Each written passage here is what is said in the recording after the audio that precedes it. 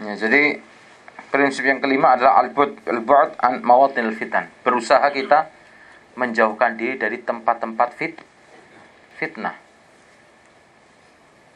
Jangan, ya kan, berarti ketika terjadi seperti demonstrasi, ada apa, terus kita malah rame-rame, berangkat lihat bagaimana. Ini justru kita sedang menempatkan diri kita pada fitnah juga. Ketika kita berada di tempat tersebut dan dekat dengan tempat tersebut, ya kan? Ketika berhadapan misalnya kelompok, ya kan, yang berwajib, misalnya polisi dengan demonstran, ya kan? Misalnya terjadi keributan sampai akhirnya perang adu pukul, ada apa semua, dan Anda yang ada di dekatnya, otomatis polisi akan memukul siapa yang ada di depannya. Mungkin Anda bukan orang yang itu, sudah lihat, tapi Anda berada di tempat tersebut. Ya jangan salahkan kalau juga ikut kena pentungan, atau paling tidak kena gas air mata.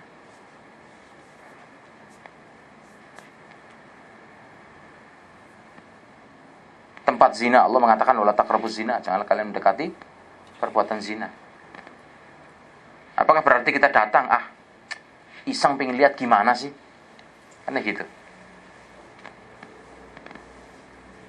Harusnya kita jauhi, karena tidak aman bagi kita untuk terkena fitnah.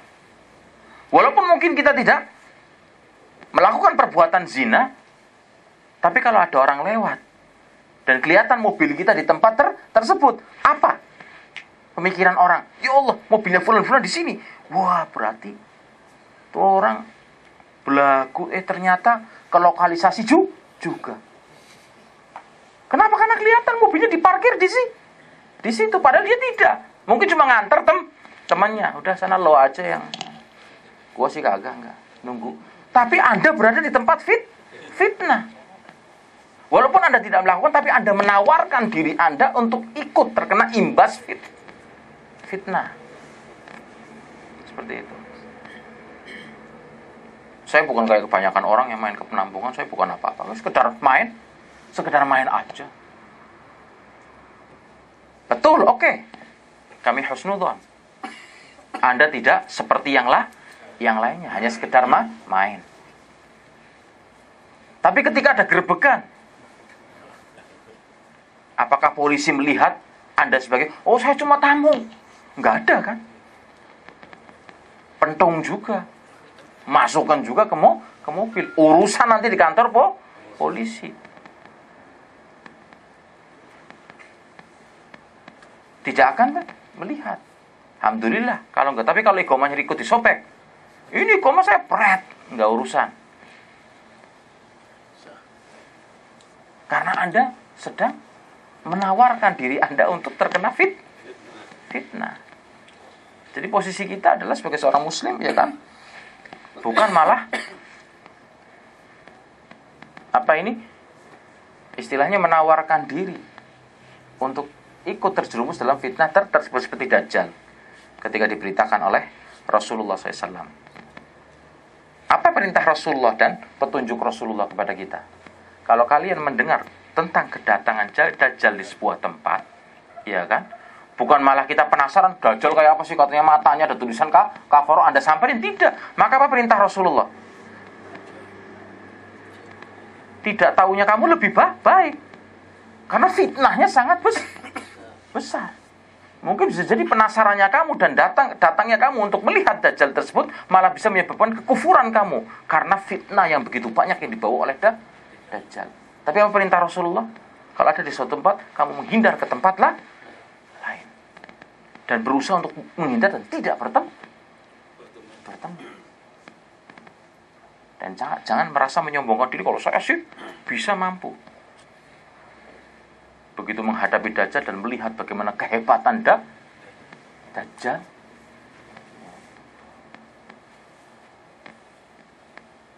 segala sesuatu yang diharamkan, ada apa semua ya kan.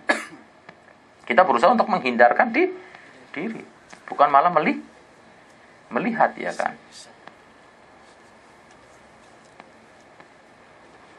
Ada sebagian orang mungkin melihat film cabul atau apa ya kan, ya buat hiburan, aneh gitu.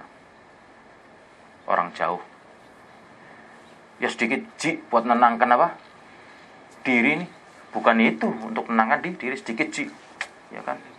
Lihat makhluk halus, ya kan, nurunin panas. Loh bukan nurunin panas, malah nambah pak panas. Allah, tafadhal. خلاص جزاك الله خير. نسأل الله أن يعلمنا ما ينفعنا وينفعنا بما علمنا. وفي الأخير أنا بس أريد واحد يذكر الخمس النقاط اللي ذكرناها يا شيخ يعني اللي إن شاء الله تعصم من الفتن. ما هي يعني؟ Semoga Allah Subhanahu wa taala memberikan manfaat kepada kita dalam mendapatkan nasihat ini ya kan, dan bisa menjadikan pegangan bagi kita dalam menghadapi fitnah. Nah, sekarang saya ingin siapa yang bisa menyebutkan 5 poin ini tadi yang telah dijelaskan. Ya, al-akh. Ya, Rasyid. Al-awwal yani al-i'tisam bi kitabillah wa sunnati rasulih. Wa tsani al-hirsu ala ma yanfa'. Al-thalith at-tathabbutul insan al-khabar.